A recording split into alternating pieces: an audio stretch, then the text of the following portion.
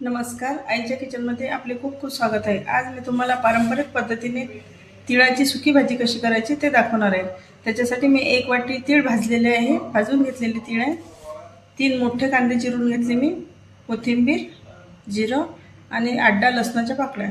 बस एवढंच साहित्य लागेल। मी हे लसूण जिऱ्याची पेस्ट करून घेते आणि हे वेगळे काढल्यानंतर तीळ जे आहे ते पाणी घालून बारीक करून घेते मिक्सरमधून। गॅसवर मी कढई गरम करायला ठेवलेली आहे। त्याच्यामध्ये मी थोडं तेल घालून घेते।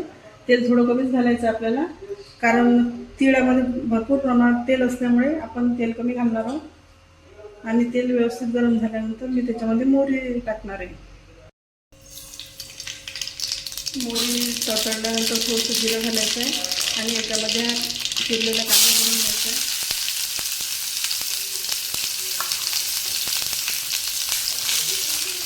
कांदा व्यवस्थित नरम होऊ द्यायचा आहे आणि याच्यामध्येच मी लसूण जिऱ्याची जी पेस्ट केलेली आहे ती सुद्धा घालून घेते आणि व्यवस्थित परतून घ्यायचं। थोडंसं मीठ सुद्धा मी याच्यामध्ये घालणार आहे, म्हणजे कांदा लवकर सॉफ्ट होईल।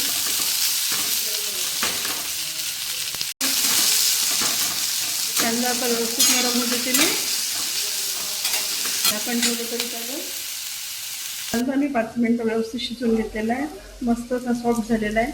याच्यामध्ये आता 1 चमचा मी लाल तिखट टाकलेलं आहे। तुम्ही तुमच्या आवडीनुसार लाल तिखट जेवढं तुम्हाला हवं असेल तेवढं घालू शकता। आणि मिक्स केल्यानंतर मी याच्यामध्ये जी आपली तिळाची पेस्ट केलेली आहे ती घालणार आहे। तिळाची पेस्ट मी थोडीशी किंचित प्रवाळ केलेली आहे, आपल्याला कोरडी भाजी करायची आहे म्हणून। पातळ जर करायची असेल तर बारीक पेस्ट करा आणि 2-3 मिनिटं अजून व्यवस्थित परतून घेणार आहे। मी आधी थोडं मीठ टाकलेलं होतं, आता सुद्धा थोडंसं मीठ घालणार आहे। ही भाजी भरपूर अशा कॅल्शियमने भरलेली आहे आणि बाळंतिणीसाठी सुद्धा खूप चांगली आहे। पारंपरिक अशी भाजी आहे आणि आपण जर ही भाजी खाल्लेली असेल तर नक्कीच मला कमेंट करून सांगा। मी माझ्या लहानपणी खूपदा ही भाजी खाल्लेली आहे। हाडांच्या मजबूतीसाठी खूप चांगली आहे भाजी। 3-4 मिनिटं मी परतून घेतली आहे। ही भाजी तुम्ही अशी सुद्धा खाऊ शकता, परंतु मी थोडं पाणी घालणार आहे याच्यामध्ये, तशी सुद्धा छान लागते।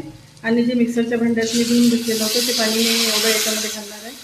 ही भाजी थोडी तिखट छान लागते, परंतु तुम्ही तुमच्या आवडीनुसार तिखट देऊ शकता। आणि थोडंसं पाणी आटेपर्यंत हे शिजवून घेते मी। आता मी याच्यामध्ये थोडीशी धनेपूड घालून घेते आणि थोडी कोथिंबीर घालून घेते। 2 मिनिटांसाठी परतून गॅस बंद करायचा आहे मला। भाजी शिजत आलेली आहे आपली। माझी पारंपरिक चवीची अशी तिळाची भाजी तयार झालेली आहे आणि ही ज्वारीच्या भाकरीसोबत खूप छान लागते आणि शिळी भाकर जर असेल तर अजूनच छान लागेल।